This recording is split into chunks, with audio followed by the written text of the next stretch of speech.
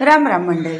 मंडळी, असे कापसासारखे मऊ आणि 2 दिवस टिकणारे असे पराठे एवढे छान झालेत ना की मी काय सांगू आता तुम्हाला. चला तुम्हीच बघा. चला मग साहित्य बघूया. एक मोठं गाजर घेतलंय, पुदिना घेतला अर्धी जोडी, एक जोडी पालक घेतले, अर्धी जोडी कोथिंबीर, अर्धी जोडी मेथी. सर्व आपण कुकरमध्ये शिजवून घेऊया, एक शिट्टी मारून घेऊया.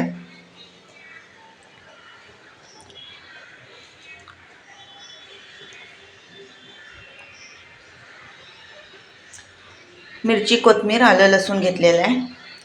1 वाटी हिरवे मटर घेतले, वाटून घेऊया आपण. बारीक पेस्ट बनवून घेऊया. बघू शकता तुम्ही.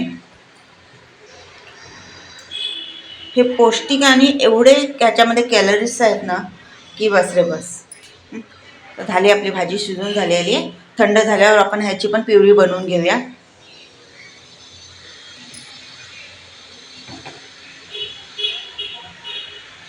प्रवासात नेण्यासाठी हे पराठे एक नंबर आहेत, कारण मऊही राहतात, एकदम कडक तर होतच नाहीत आणि 2 दिवस आरामात राहतात. आपण हिरव्या मिरचीच्या ठेच्यासोबत आपण प्रवासात नेऊ शकतो. सर्व आपण भाज्याची प्युरी बनवून घेऊया.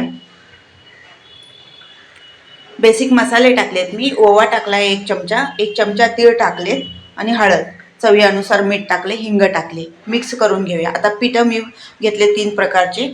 मक्याचं पीठ एक वाटी घेतलेलं आहे, 1 वाटी ज्वारीचं पीठ घेतले, 1 वाटी बाजरीचं पीठ घेतले. जेवढं आपल्याला ह्या भाजीमध्ये जेवढं बसतंय पीठ तेवढं आपण मिक्स करून घेऊया व्यवस्थित. मी एक अर्धा ग्लास फक्त पाणी टाकलेलं आहे याच्यामध्ये.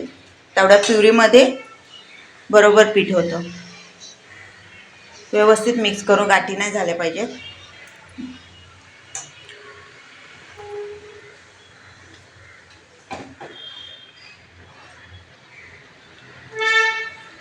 थोडं थोडं पीठ ॲड करत जायचं.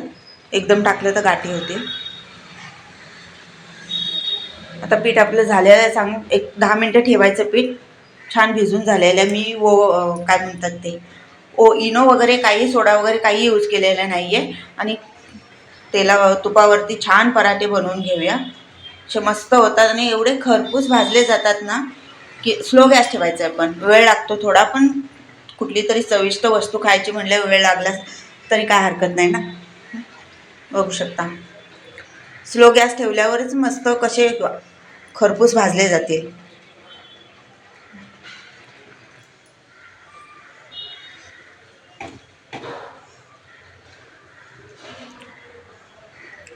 दोन मिनटं वेळ लागतो. बघितलं तुम्ही कसे छान भाजले जातात आहे. भाजले गेले छान आणि असे खरपूस दिसले ना की मग पदार्थ बनवायलाही आनंद वाटतो. बघू शकता तुम्ही, असे छान झालेले आहेत पराठे.